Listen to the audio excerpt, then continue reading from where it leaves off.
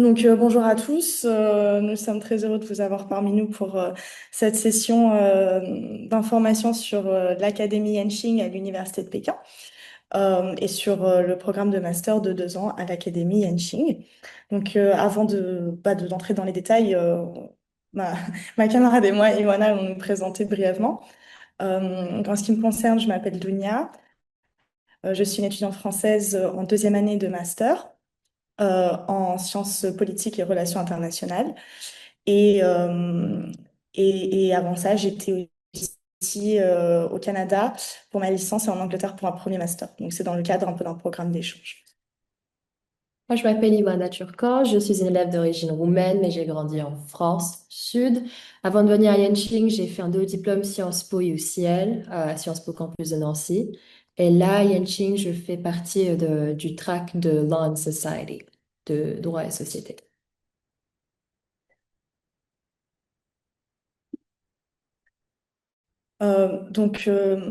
Bon, avant de, voilà, encore une fois, d'entrer dans la matière, on a compilé quelques petites photos de notre campus. Comme vous pouvez le voir, c'est vraiment très, très beau. Voilà, c'est juste quelques petites photos pour que vous ayez une idée à quoi ça ressemble. Là, pareil, donc c'est Dingyuan, c'est là où si vous êtes admis et que vous faites partie du programme, vous aurez la majorité de vos cours. On y est actuellement. Exactement, c'est là où on vous donne cette session. Pareil, c'est vraiment un endroit avec vraiment une atmosphère incroyable et l'architecture, une architecture ancienne, typique chinoise qui est vraiment, vraiment exceptionnelle. Euh, donc, euh, pour résumer, l'Académie Yenching, il y a 3 points très importants. Le premier, c'est la mission de Yenching, qui essaye de connecter en fait la Chine et le reste du monde à travers ce programme interdisciplinaire en études chinoises. Euh, le deuxième point, ce sont les ressources académiques. On parle là d'un master interdisciplinaire qui combine différentes spécialités, en humanité, en sciences sociales, tout en étant le cadre de l'université de Pékin. Enfin, c'est la connectivité mondiale. C'est vraiment un programme qui attire de jeunes étudiants exceptionnels de partout dans le monde et qui se destinent aussi à devenir des dirigeants et à la création. Les points forts de ce programme. Tout d'abord, c'est un programme donc en 2 ans comme je viens de le dire, qui combine des cours fondamentaux avec des cours aussi un peu plus spécifiques que vous pourrez choisir, des cours de langue, des études de terrain et aussi un mémoire de recherche. Donc la plupart des cours sont offerts en anglais. Donc le programme en soi ne nécessite pas, ne requiert pas de parler chinois couramment pour être admis. Mais si vous parlez chinois aussi, vous pouvez prendre des cours en chinois. On en reparlera un peu plus après. Euh, à la fois au sein de l'académie et aussi dans les bâtiments de l'université de Pékin. En ce qui concerne les bourses, donc tout étudiant admis obtiendra une bourse pour la première année, ça c'est certain. Et ceux qui maintiennent le niveau académique requis peuvent demander une extension de leur bourse en lors de la deuxième année, ce qui est souvent le cas.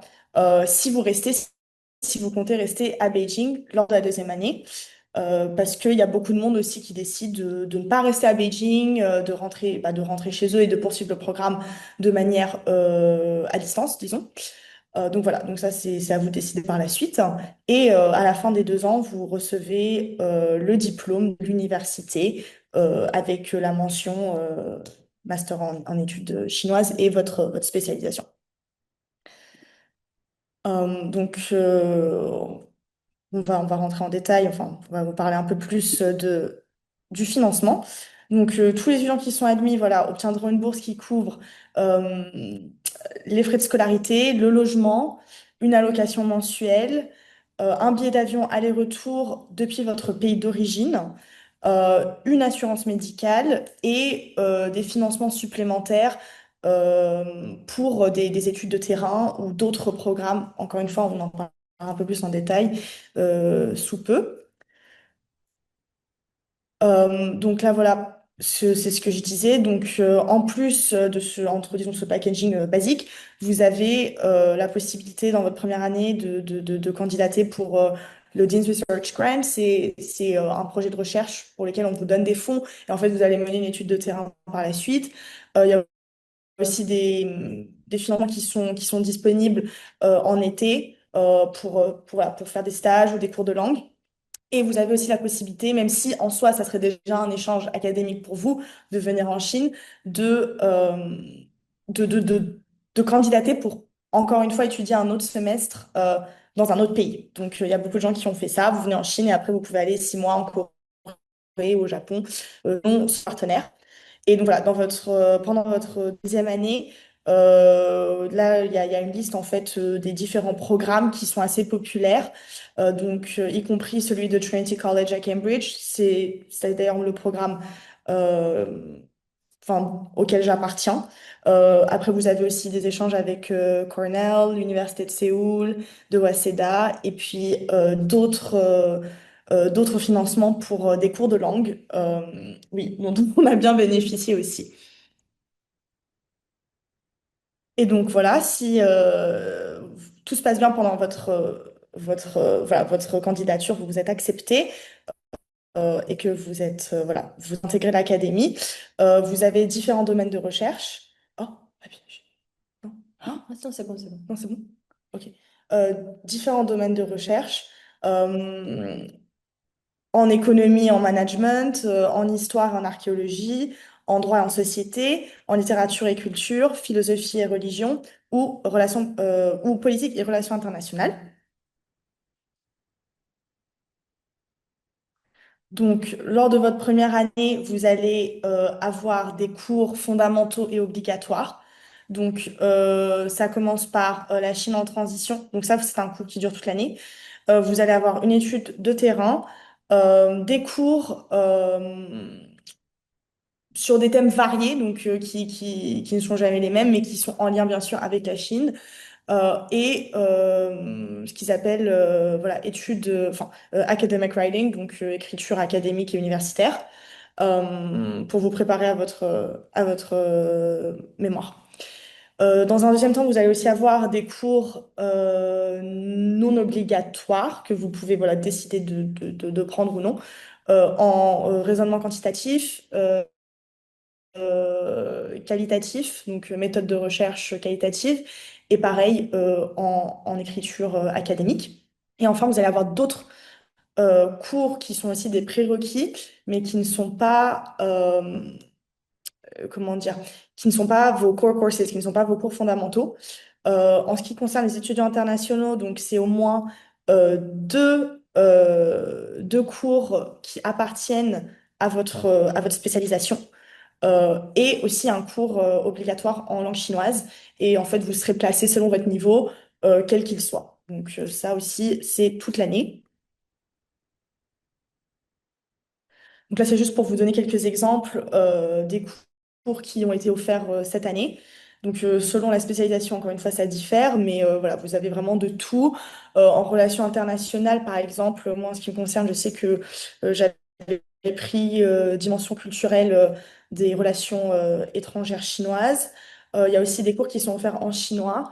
Donc ça peut être par exemple la politique chinoise, mais d'un point de vue historique. Voilà. Et donc en économie, pareil, vous avez des cours d'introduction. En droit, c'est la même chose. Donc on ne s'attarde pas trop là-dessus, mais c'est pour vous donner un exemple. Voilà, donc là c'est pareil.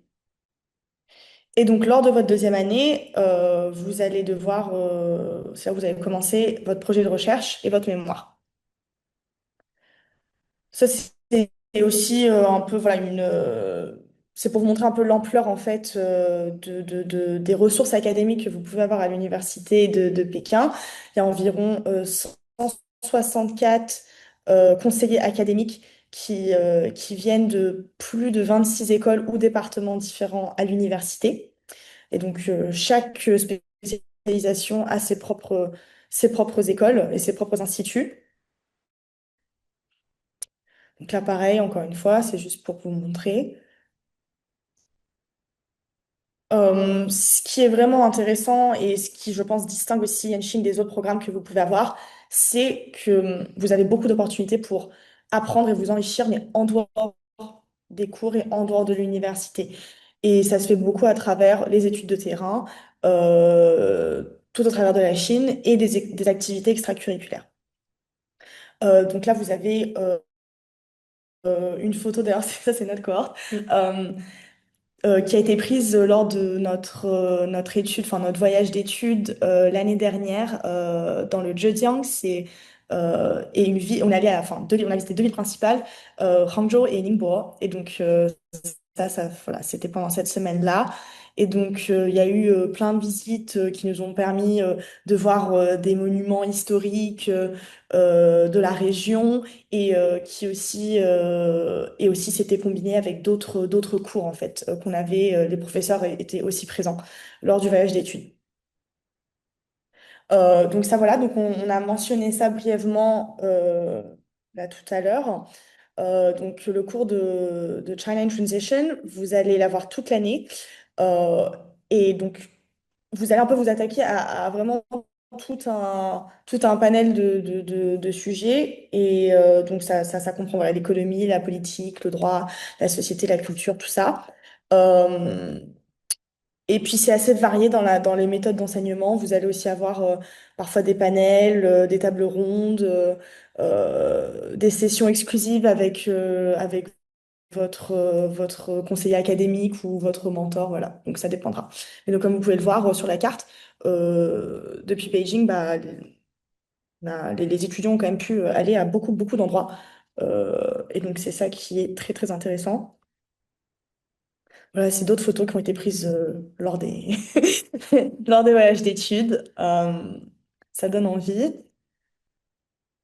Et pareil, pour vous donner aussi une idée, bah, ce qui distingue Yenching, c'est sa capacité à attirer quand même des personnalités politiques, académiques, de haut voltige. Et bon, là, vous avez des personnes que vous devez connaître.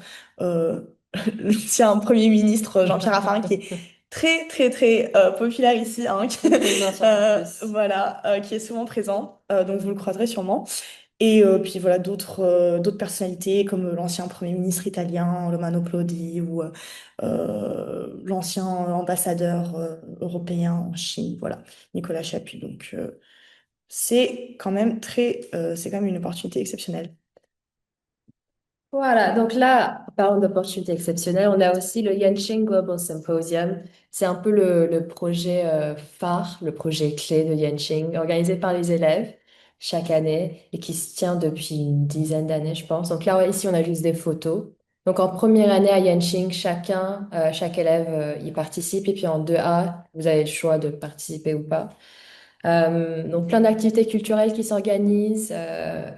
Plein de voyages, plein de speakers excellents qui viennent. Donc là, pour donner un peu des exemples des années précédentes, à chaque fois, c'est des thèmes qui changent. Donc, c'est les élèves qui décident à chaque fois un thème pour une conférence et puis invitent des speakers qui peuvent parler en relation avec ce thème-là. Et puis là, les dernières 3 années, donc nous, on a eu en 2025 sur le thème de la fortitude. Et puis là, cette année, c'était Harnessing Momentum. Et ça a eu lieu à Pékin cette année. L'année dernière, on était Ouais. à Hainan, une île très, très, très sympa. Donc, à côté de tout ce qui est académique, on a aussi une vie très riche avec plein de projets extracurriculaires, plein de projets culturels. Donc, il y a non seulement plein de projets et activités qui s'organisent au sein de Yanqing même, mais vous avez aussi la possibilité de participer à la vie associative de PKU. Donc, par exemple, tout ce qui est club sportif. Yanqing, on a nos propres clubs sportifs, mais vous pouvez aussi participer au club de PKU. Donc, ça vous permet également de rencontrer d'autres élèves, des élèves chinois, d'autres élèves internationaux. Plein d'activités culturelles qui s'organisent, plein de projets. Donc, c'est vraiment des expériences qui sont très enrichissantes pour venir animer votre vie ici. Un peu, un petit overview des étudiants. Donc, les dernières 10 années, on a eu un total de 1000 total. Donc là, on voit qu'en Asie, c'est le pourcentage le plus grand avec 39%. Et puis, pour l'Europe et l'Amérique du Nord, un peu moins d'un tiers. Comme vous savez, Yenching est un programme très prestigieux. Donc, évidemment, on reçoit aussi des élèves qui viennent d'académies, d'universités prestigieuses avant. Donc, on a Sciences Po. Donc, il me semble que c'est la seule fac ici de France qui est beaucoup qui viennent de Pékin, Cambridge, Oxford, les Ivy League, etc. La plupart des élèves aussi viennent que avec un diplôme bachelor, donc il y a très peu, si vous voyez ici pour les statistiques, il y en a très peu qui ont déjà fait un master avant. Donc on est quand même une cohorte assez jeune en moyenne. Euh, Entre donc les différents tracks qu'on a à Yanqing, le track de politique et relations internationales est le favori, le préféré. Donc on a aussi donc 415 étudiants au total, avec les religions et philosophie qui restent Qui est là, mais bon, qui s'accroche, disons. voilà. Mais ce qui fait que on a une cohorte très très intéressante vu qu'il y a tellement de domaines différents et d'intérêts différents que les élèves possèdent. Pour ce qui tient de la France, donc, comme vous pouvez voir, chaque année, il y a quand même très peu d'élèves. Donc, c'est ce qu'on Ouais, ouais. essaye de changer. Et- Donc, on a aussi donc, les meilleures facs, Sciences Po, la Sorbonne, l'ENS, etc. Donc, on voit ici aussi donc, les étudiants francophones, français viennent, donc, participent aussi dans le Politics IR Track, comme Dounia. Donc, à côté de tout ce qui est études académiques, la vie culturelle associative, Yanqing vous aide aussi à construire, à commencer votre carrière professionnelle ou à élaborer. Donc, on a beaucoup de projets et d'événements qui s'organisent. On a des Career Day, des Career Fair où beaucoup d'entreprises viennent sur le campus. Beaucoup de visites d'entreprises aussi, où du coup, ça vous permet d'être mis en contact avec le HR, de pouvoir avoir des interviews. Beaucoup d'alumni qui viennent aussi présenter. Tous les quelques mois, Ouais, il y a un régulièrement, programme ouais. d'alumni qui vient. Vous pouvez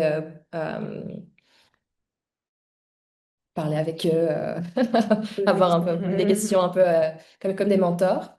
L'office aussi vous aide avec tout ce qui est remarques de stage. C'est un processus que je suis en train de faire maintenant. On en parle plus Très tard laboureux.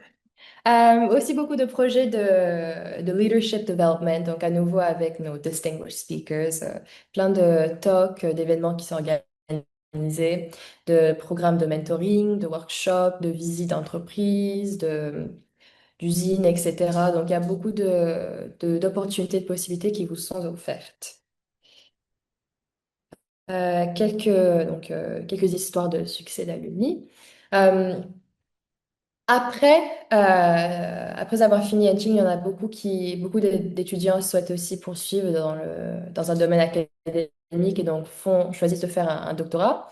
Donc vous voyez ici ou un autre master par la suite. Donc vous voyez ici quelques universités encore très prestigieuses dans lesquelles nos étudiants se rendent par la suite.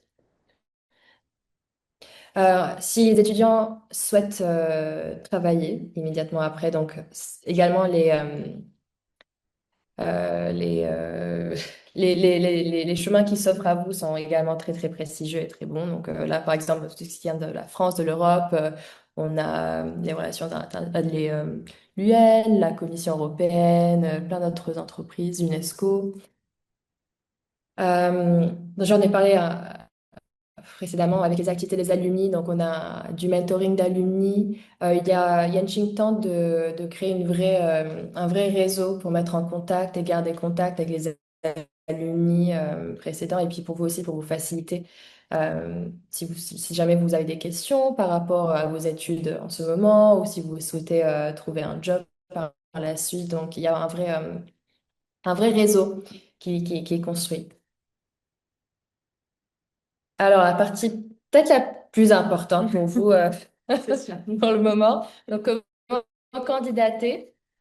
Il vous faut un minimum avoir fini vos études de bachelor. Euh, pour, pour les si vous faites partie d'une fac partenaire, il faudra que vous candidatez premièrement par cette fac-là, qui ensuite passera votre candidature à Yenching. Mais là, c'est un processus plus particulier avec votre fac partenaire. Pour les étudiants chinois, je ne sais pas s'il y en a ici, mais il y a un processus à part pour les étudiants de la Chine. Ce qu'il vous faut, donc comme j'ai dit déjà, il faut que vous ayez fini votre bachelor. Il faut évidemment aussi que vous ayez un parcours académique exemplaire. Et puis non seulement académique, mais également tout ce qui tient de vos motivations personnelles, vos hobbies, extracurriculaires, votre engagement avec la communauté, tout ce qui tient de leadership, etc.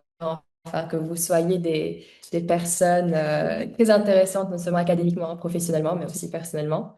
Que vous ayez un vrai intérêt pour la Chine, parce que c'est évidemment avant tout un programme qui est basé sur une étude approfondie de la Chine, que vous ayez un intérêt dans la découverte de nouvelles cultures et que vous ayez que vous sachiez que vous soyez capable de démontrer que Yanqing s'insère de manière très Oui, que ce soit rigide dans naturel. votre naturel, dans votre programme, dans votre processus professionnel aussi. Et évidemment que vous parliez anglais de manière courante parce que nos cours sont tous en anglais, même s'il y a la possibilité donc de faire des cours en chinois, mais la base reste en anglais tout de même. Euh, Donc là, ce qu'il vous faut comme document officiel pour appliquer, donc si vous n'êtes pas originaire d'un pays où la langue natale est l'anglais, ou si vous n'avez pas fait un programme académique universitaire en anglais, il vous faudra donc un certificat qui atteste vos capacités linguistiques en anglais, vos diplômes de bachelor, vos notes de bachelor, il vous faudra donc trois pièces écrites, donc il vous faudra un personal statement où vous expliquez votre intérêt pour rejoindre le programme. Il faudra ensuite un statement of research interest, un espèce de... comment dire? Ouais, en fait, c'est un peu comme un personal statement, mais c'est plus centré sur votre spécialisation. Ouais. Pourquoi vous voulez rejoindre, enfin, éventuellement parce que vous avez toujours la possibilité de le changer, une fois que vous êtes accepté, mais Hum, hum, pourquoi, par exemple, si vous voulez étudier les relations internationales, hum. bah, pourquoi ça et pas Donc, ça sera l'économie? votre projet de recherche. Donc, Ouais, votre sujet, vos ouais, questions, votre acheminement, et ouais. puis Parce qu'en fait, c'est en comme un prévision du... mini-essai, ouais, en Ouais. révision du mémoire, c'est ça. Mais comme Dunia l'a dit, vous n'êtes pas obligé de garder ce projet-là de recherche. Moi, je l'ai changé en tout cas. Ouais. Et puis un résumé également, et puis deux lettres de recommandation. Et là, ce qu'il faut noter, c'est qu'il faut que ce soit des profs qui ont le Ouais. titre, le statut de professeur ou associate professor, et que ce soit des profs qui aient un certain lien avec le track que vous voulez faire. Donc, si ça tient de la Chine, du chinois, de relations internationales, droit, etc. Donc, votre choix que vous voulez faire à Yenching. Et voilà, je pense qu'on a fini pour le moment. Donc là, si vous avez plus de questions, donc on va répondre là dans un premier temps à vos questions, mais vous pouvez contacter donc YC Admissions par email. Et puis, veuillez nous suivre aussi sur tous nos comptes Facebook, Instagram, LinkedIn, Ouais. etc. Voilà. Merci beaucoup pour Déjà, votre oui, temps. merci à vous. Et puis, n'hésitez pas si vous Ouais, avez si des vous avez des questions. questions.